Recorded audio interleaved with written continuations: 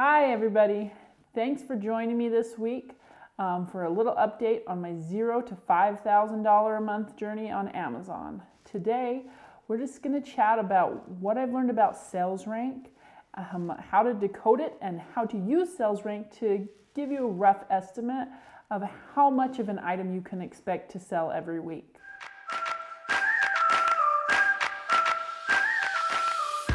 First off, if you haven't seen any of my journey yet, my name is Allie Evanson. I'm an entrepreneur, a mom, a business owner, and I am trying to get to $5,000 profit on Amazon as fast as I can. Make sure to like, subscribe, and comment on this video if you have any questions or comments at all. Let's talk about the different categories that you can sell on within Amazon first and how you can calculate the projected sales volume in each category. There's nothing worse than buying 100 units of inventory and then realizing you can only move 1 unit a month. Like, what do? Do I send it back to my house? Do I have Amazon dispose of it and they still charge me for that? It's just not a scenario that I ever want to be in. All of Amazon's items fall into one of about 33 categories, ranging from video games to collectible books to shoes. Some of these categories are gated, but we'll go over that in next week's video because it's a whole nother topic. There's a certain amount of listings within each category on Amazon.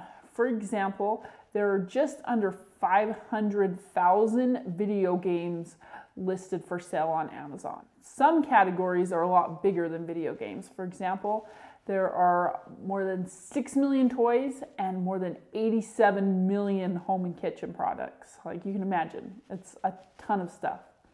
So Amazon gives each listing what's called a best sellers rank. So the Amazon bestseller rank tells me how much a product is sold within a specific category. The lower the number, the more popular the product is. So that means a sales rank of 1 sells more than any other product in that category. This rank is displayed in the Seller Central app as well as in a little box if you scroll down on each listing within the web page.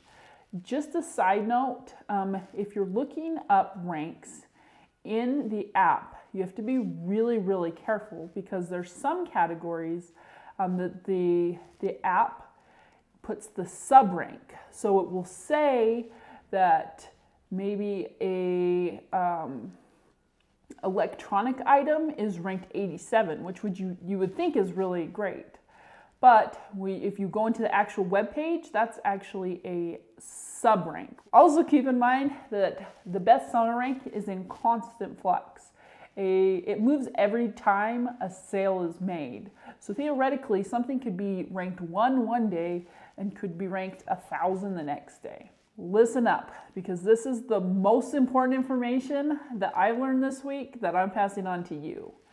2 products with the same rank but in different categories have completely different sales volume. For example, a video game with a sales rank of 2,500 and a kitchen product with a sales rank of 2,800, they sound like they're about the same, right? So they sound like they should sell approximately the same amount. But the video game is only in the top 20% of its category, while the kitchen item is in the top 1% of its category. So that kitchen item may sell 5 or 10 times as much just because of the category that it's listed in. As a beginner right now, buying my first inventory, my goal is to stick within the top 1% and sometimes stretching to 5% of any category. Very roughly, and remember this is not a hard and fast rule, it depends on the category. An item in the top 1% of a category will sell at least 10 units a day, probably a little more. An item in the top 10% of a category will sell at least 1 unit a day. Keep in mind that when we're talking about units selling, it is split between all of the buyers that are rotating the buy box. So if an item is selling 10 per day and there's 10 sellers that are rotating in the buy box, then, and you're one of them, you're going to get about 1 sale a day. And one more side note, the buy box doesn't rotate between every seller, and we'll go over this in a couple weeks. It rotates between sellers who are FBA first, and then sellers who are within a couple cents of each other. There's no exact science to sales rank, which is why you can't predict exactly how many items you'll sell.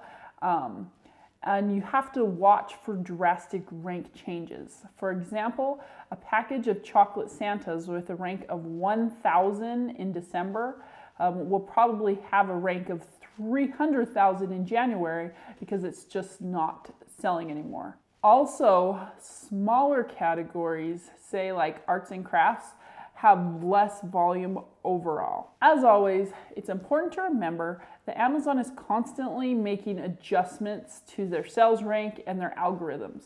So make sure to watch for news on your seller dashboard, and always double check rankings using the actual Amazon website, not just the app, especially if you're making a big purchase. You just want to absolutely verify that the rank that you're looking at is the correct one. One last note for today. As a beginner, I try to stay away from selling products from huge brands within each category.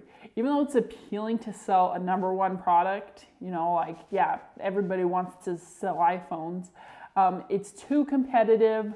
I'm not gonna get good wholesale prices, or with really huge items, I'm not going to get in contact with the supplier in the first place because they protect their brand really carefully. Is there anything I missed? Is there any questions you have, concerns? Make sure to comment on the bottom of this video. Let me know, because I always want to know how your journey is going too. Make sure to also check out next week's video where we talk about how to get ungated in certain categories so you can really expand your product reach. Bye guys.